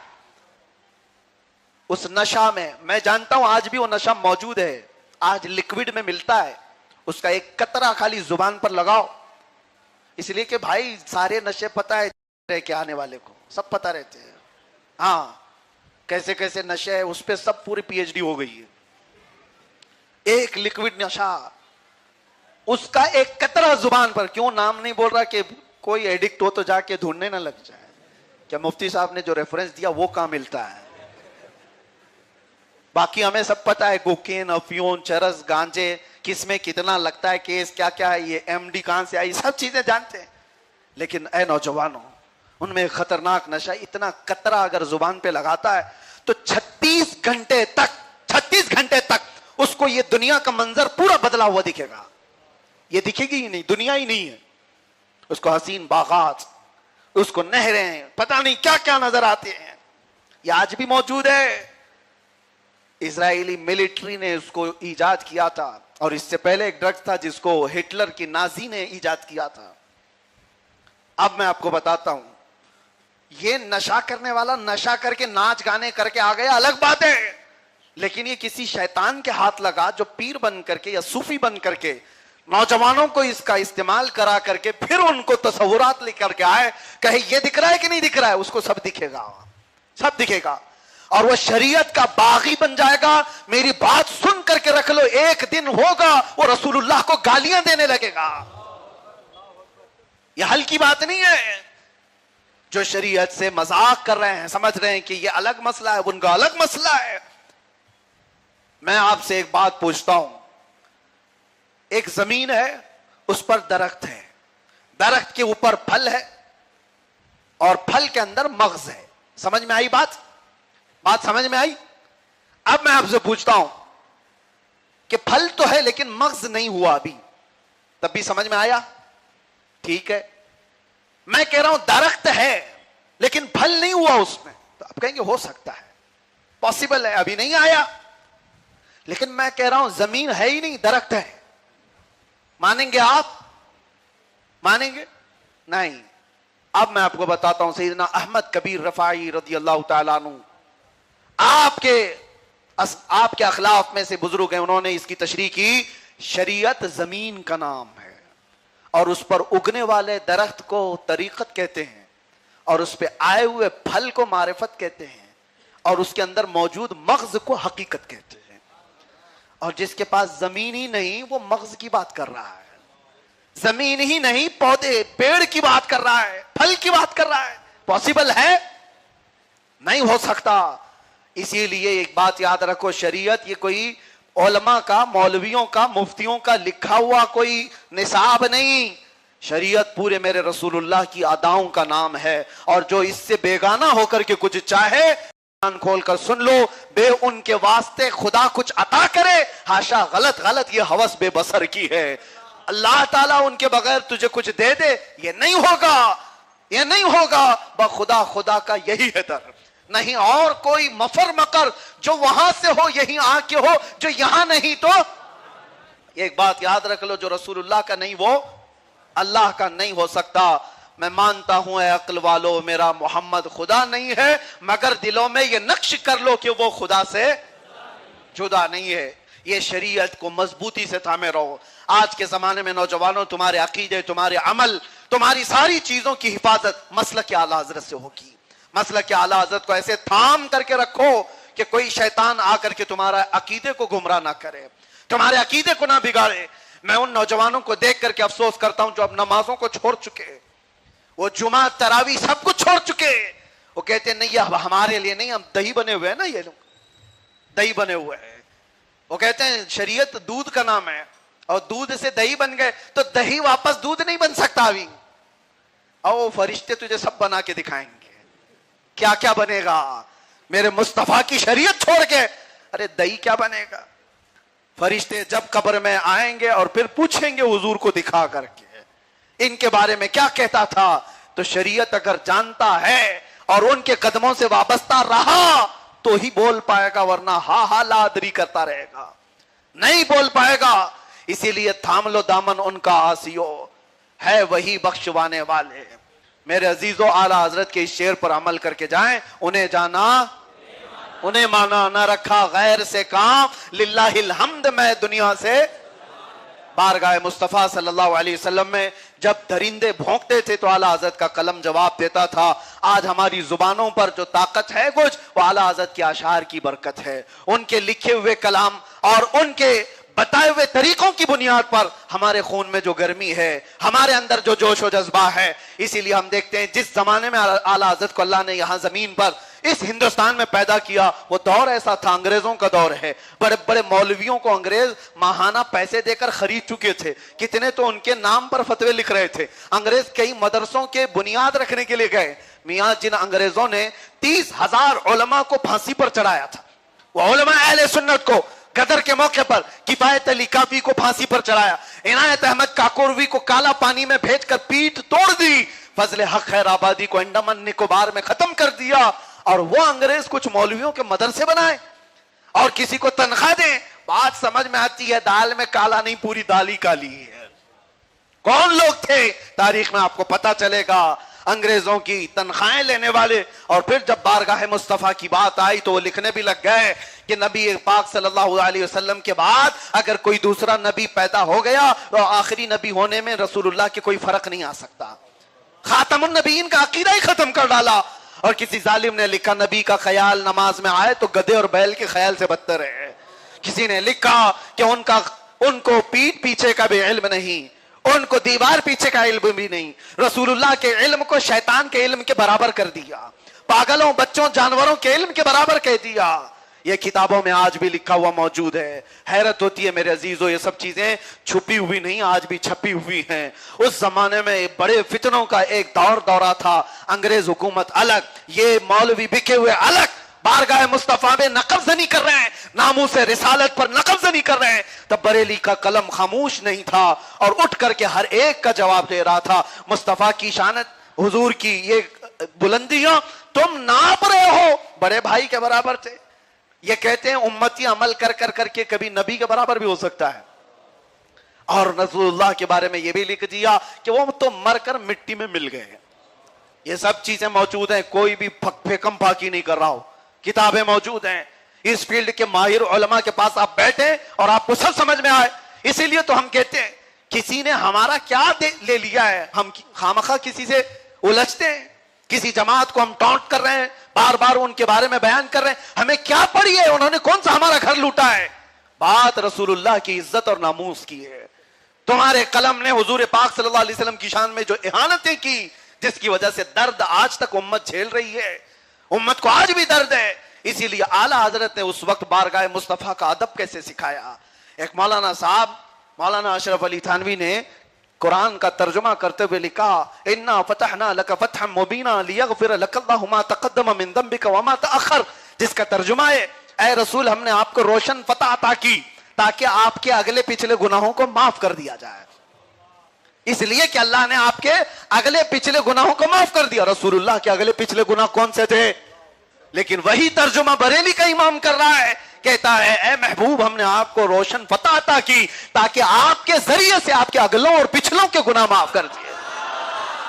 زمین و آسمان کا فرق ہے, زمین و آسمان کا فرق ہے. کوڑی میں اور ایک عاشق میں بڑا فرق ہوتا ہے. حضور پاک صلی اللہ علیہ وسلم کی بارگاہ میں جب بات آتی ہے عرض کرنے کی حسن کے بارے میں, وہ کمال حسن حضور ہے کہ گمان نقص جہاں نہیں, یہی پھول خار سے دور ہے, یہی شمع ہے کہ, اور ایسی ایسی باتیں ہیں جس کو کہتے کہتے ہم صبح کر ڈالیں گے اور آپ کو پتہ بھی نہ چلے. بارگاہ مصطفیٰ میں صرف ایک ہی کلام آپ نے کہا تھا, جب لوگ حضور کی شان میں اہانت کر رہے تھے تب کہا تھا سارے سنیوں کو یہ عقیدہ دے کر حضور کی بارگاہ میں یہ کہنا, سرور کہوں کہ باغ خلیل کا گل زیبا کہوں تجھے, اللہ رے تیرے جس میں منور کی تابشیں, اے جانے جام میں جانے تجلا کہوں تجھے, تیرے تو وصف عیب تناہی سے ہیں بری, حیران ہوں میرے شاہ میں حضور کی بارگاہ میں. یہ سنی کا عقیدہ ہے. ایک جملہ میں کہتا ہوں ہر مجمع میں, ایک جملہ وہ اعلیٰ حضرت کے شعر کا آدھا ٹکڑا ہے اور باقی سارے مجمع کا عقیدہ خود بول پڑتا ہے, وہ جو نہ تھے تو اور وہ جو نہ ہو تو.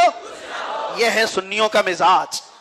اور کچھ مجموعوں میں جا کر کے پوچھو تو ہیں کریں گے, وہ جو نہ تھے تو اور وہ جو نہ ہو تو, جان ہے وہ جہان کی اور جان ہے تو. ہم کو پتا ہے سنی سو سکتا ہے, مرا ہوا نہیں ہوتا, اور سونے والے میں مرے ہوئے میں فرق ہوتا ہے کہ نہیں. اور ہم کرنٹ لے کر کے آتے ہیں, ہم کرنٹ لے کر کے آتے ہیں, اور کرنٹ اگر 10 واٹ کا بھی کسی کو لگاؤ, سویا ہوا ہے تو کیا کرے گا, اچھل جائے گا. ہم تھوڑا سا بھی کرنٹ لگائیں یہ اچھل جاتے ہیں. کیوں؟ یہ سوئے تھے, ہم نے کرنٹ لگایا اٹھ گئے. اور کچھ وہ لوگ ہیں جو مرے ہوئے 1000 واٹ کا بھی لگاؤ کالے ہی پڑیں گے, کچھ نہیں ہوگا وہاں پر. اسی لیے میرے عزیزو, سویا ہوا تو ٹھیک ہے, مرا ہوا اچھا نہیں ہے. اگر سویا ہے تو کبھی تو جاگ سکتا ہے, مر گیا عقیدہ تو اس کے لیے بڑا بھیانک ماحول ہے. اسی لیے ہم پڑھ پڑھ کر کے یہ کرنٹ چھوڑ کے جاتے ہیں تاکہ بار بار یہ کرنٹ تمہارے اندر ایمان کی گرمی لاتا رہے. بارگاہ مصطفیٰ میں کیا کہو گے؟ دنیا ناپ رہی وہ کیسے تھے, کتنے تھے, اعلیٰ حضرت کی زبان میں کہو, سارے اونچوں میں اونچا سمجھیے جسے, ہے اس اونچے سے اونچا, اور سارے اچھوں میں اچھا سمجھیے جسے, ہے اس اچھے سے اچھا. ارے جن کے تلووں کا دھون ہے آب حیا, ہے وہ جانے مسیحا, اور خلق سے اولیاء, اولیاء سے رسول, اور رسولوں سے اعلیٰ, اور ملک کونین میں انبیاء تاجدار, اور تاجداروں کا آقا. تم کس سے لیتے ہوگے ہمیں پتا نہیں, ہم تو کہتے ہیں کون دیتا ہے دینے کو, اور دینے والا ہے سچا, دینے والا ہے سچا. غمزدوں کو مژدہ دیجئے کہ ہے رضا بے کسوں کا سہارا. لبیک یا رسول اللہ, لبیک یا رسول اللہ, لبیک یا رسول اللہ. وآخر دعوانا ان الحمدللہ رب العالمین.